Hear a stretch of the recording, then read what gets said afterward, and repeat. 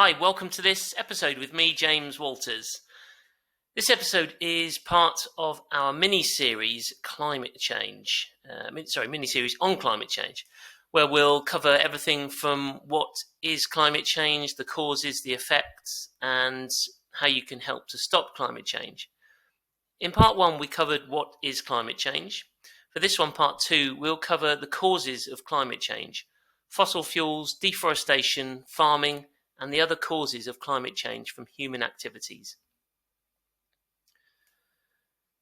Fossil fuels are the main cause of climate change. Burning fossil fuels is the main cause of the climate change that we're experiencing today. In just the last 200 years since the start of the Industrial Revolution, we've burnt so much fossil fuels that there's more CO2 in the atmosphere now than there has ever been in the past 2 million years. Fossil fuels aren't only used for oil, gas, coal, petrol and diesel, they're also used to produce plastics. Plastics pollute our planet and take thousands of years to degrade. Fossil fuels are a relatively new cause of climate change. There are others that have been around for longer. Deforestation also causes climate change. Humans have been cutting down trees for thousands of years. We cut down over 50 billion trees each year. In total, we've cut down around 3 trillion trees across the world. Trees are built from carbon dioxide, CO2, which means they store a lot of carbon. Trees also help to create stable environments that allow soil to lock away carbon in the form of humus. Half of the world's rainforests have been cleared, often to make space for monocultures like palm oil. It's said that the equivalent of 300 football fields of rainforests is cleared every hour.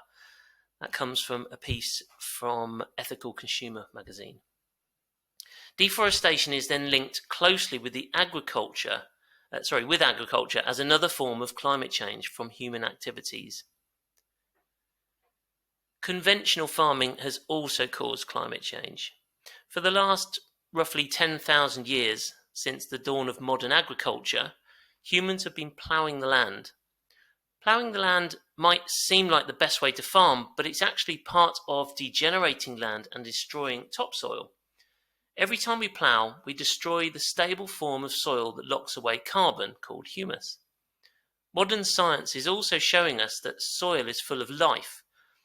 Every teaspoon of healthy soil is full of billions of microorganisms that work with plants to store carbon in the soil. There's an amazing video from NASA that shows the huge spike in CO2 levels around the time that ploughing happens each year, then the reduction in CO2 levels around the time that plants grow each year. I've included a link in the description. Conventional farming also uses artificial fertilizers, which release nitrous oxide that's 300 times more potent than CO2 as a greenhouse gas, and dangerous chemicals such as pesticides. These help to destroy the microorganisms in soil, which means the soil stores less carbon. At the current rate of soil loss, we have less than 60 harvests left. No topsoil equals no food security. That piece of research comes directly from the UN FAO. We need topsoil to grow food. We also need to avoid disturbing the soil because soil is a bigger carbon pool than the atmosphere and biosphere, the plants, combined. There's also industrially farmed livestock that release methane, which is 30 times more potent a greenhouse gas than CO2. Based on the latest UK greenhouse gas emissions report, agriculture accounts for 10% of emissions, which means there's a lot of potential to reduce emissions by farming in a different way. Luckily, there's a proven solution. Biodynamic farming and regenerative agriculture are methods of farming without artificial fertilizers and dangerous chemicals, and with minimal ploughing, where livestock and crops work together to create healthy ecosystems that capture carbon, improve soil, and produce highly nutritious food. Unfortunately, there are plenty of other human activities that cause climate change. If we look around ourselves, we see products, machines, buildings. For example, the production of cement accounts for 2% of global CO2 emissions. Based on the latest UK greenhouse gas emissions report, transport accounts for 27% of emissions, energy supply 21%, business 17%, residential 15%, and waste management 4%. Lots of opportunities to reduce emissions by growing, eating, and living in a different way. We'll be covering those opportunities as part of this mini-series. That's it for part 2 of our mini-series on climate change. In part 3, we'll look at the effects of climate change. So, if you got this far, then you're probably thinking that it's important to reverse climate change and to grow, eat, and live sustainably to improve our lives and the lives of future generations, which is why I came up with the Sustainability Roadmap. The NAFED Junction Sustainability Roadmap is about what each of us can do in our day-to-day lives. It's about creating a new lifestyle where it's natural to do everything we can to reduce our consumption and waste and live in a way that considers others. This Sustainability Roadmap won't fix everything. We need governments and businesses to do that. However, changing government policies and business practices can be influenced by our actions. This roadmap is about doing things where we have the power, things that can encourage and eventually force governments and businesses to change.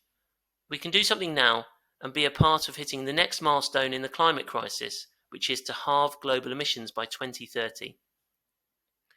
Here's what you can do.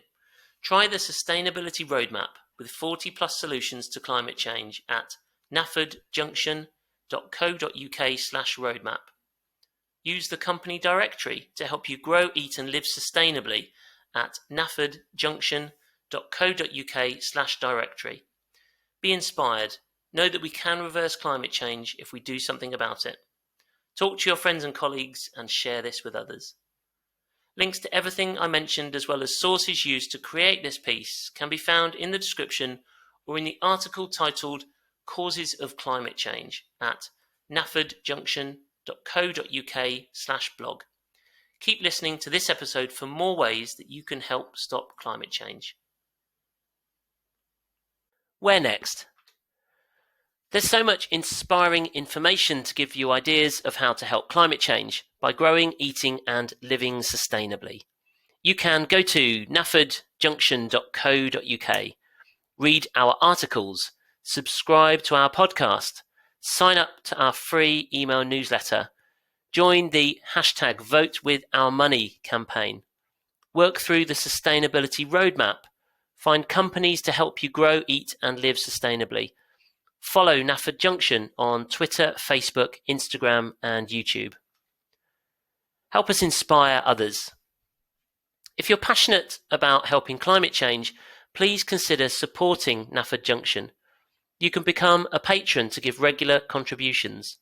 Buy me a coffee to make a one-off contribution. Create for us and publish thought-provoking content. Become an inspiring leader and advertise with us. Go to nafedjunction.co.uk/support. This was produced by me, James Walters, as a personal project to help stop climate change by inspiring others to grow, eat and live sustainably. Any advice given is the opinion of those involved and does not constitute medical, financial or legal advice. We may include links we think you will find useful. If you buy through those links, we may earn a small commission. It's one way to support our work and to inspire as many people as possible. Thanks for listening. Come back soon. Bye-bye.